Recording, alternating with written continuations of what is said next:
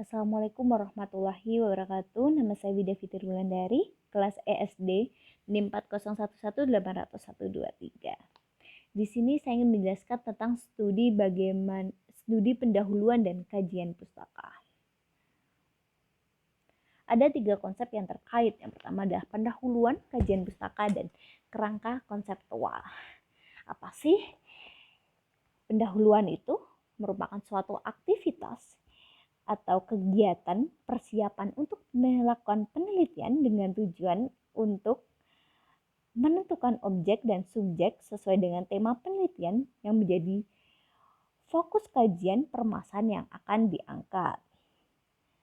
Kemudian adalah di sini ada kajian pustaka.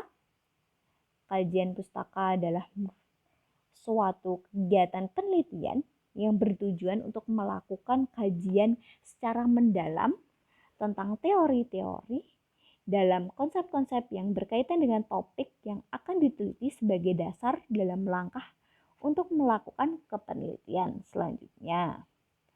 Selanjutnya adalah kerangka konseptual. Apa sih kerangka konseptual itu? Suatu keterkaitan antara teori-teori atau konsep yang mendukung dalam penelitian yang digunakan sebagai pedoman dalam menyusun sistematis penelitian. Selanjutnya ada komponen studi pendahuluan, yaitu penjelasan mengenai alur pikir, pemilihan topik, dan area riset. Dan di sini yang dimaksud adalah tujuannya yaitu untuk memperoleh suatu objek. Jadi alur pikir, pemilihan topik, dan area riset itu untuk memperoleh suatu objek yang akan digunakan atau yang akan diteliti tadi, meliputi latar belakang, ruang lingkup, dan batas-batas riset, asumsi yang digunakan, dan tujuan umum riset. Yang kedua adalah elaborasi tentang tinjauan terhadap kepustakaan atau literatur review dalam bidang yang digaji atas riset terdahulu. Di sini adalah literatur, bagaimana kita bisa menggunakan literatur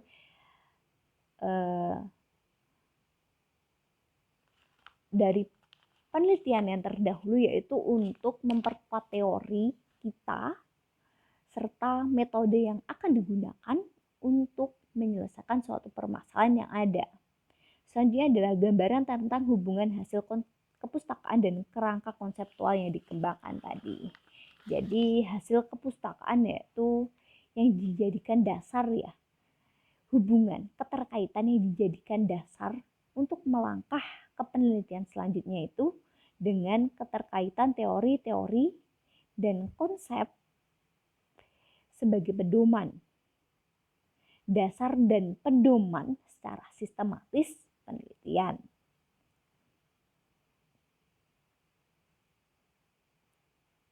Selanjutnya adalah komponen kerangka konseptual. Yang pertama adalah mengemukakan kerangka teoritis yang dipakai dalam penelitian. Jadi kerangka teoritis itu adalah suatu identifikasi teori-teori yang dijadikan landasan berpikir.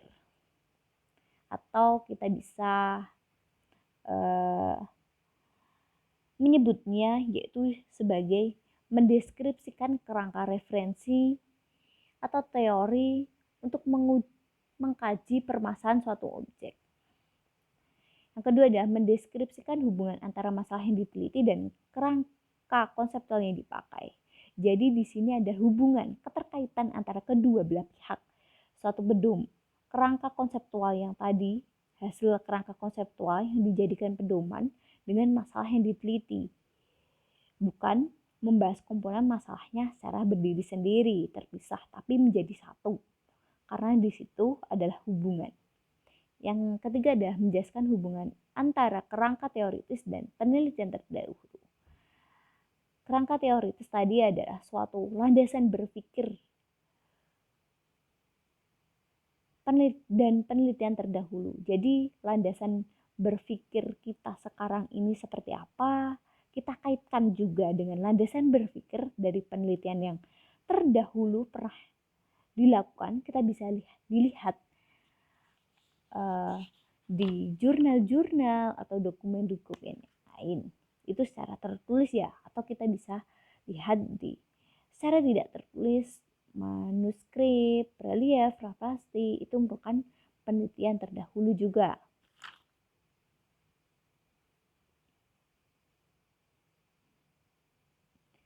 Dan selanjutnya ada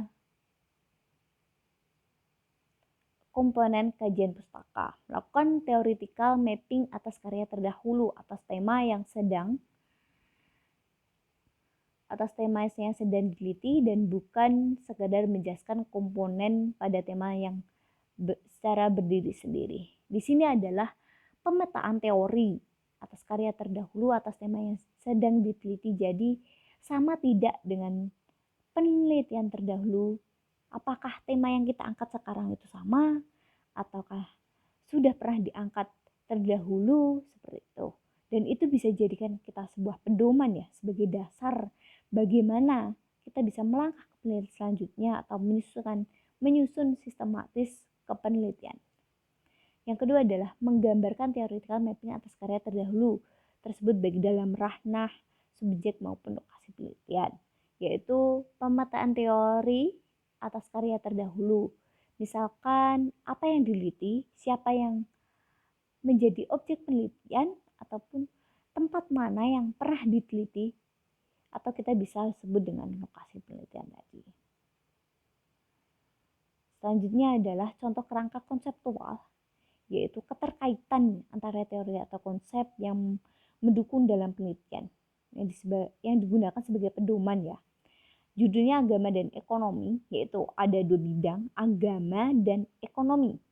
Judulnya makna agama bagi pedagang Arab di makam Sunan Ampel Surabaya. Jadi kerangka konseptualnya ada keterkaitan antara agama dan perilaku ekonomi. Di sini adalah agama sudah disebutkan di atas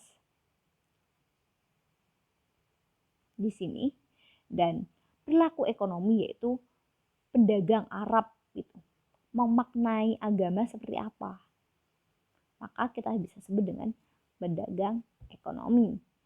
Yang kedua adalah peran pemahaman agama, makna agama, dampak yang terpengaruh dalam mengarahkan perilaku seorang berbisnis. Pedagang Arab itu juga termasuk berbisnis ya. Sini. Jadi misalkan tata caranya gimana perdagangan dan sebagainya untuk mencari untung atau sebagaimana, itu peran agama, peran pemahaman agama dalam mengarah perilaku seorang bisnis. Sekian yang dapat saya sampaikan. Wassalamualaikum warahmatullahi wabarakatuh.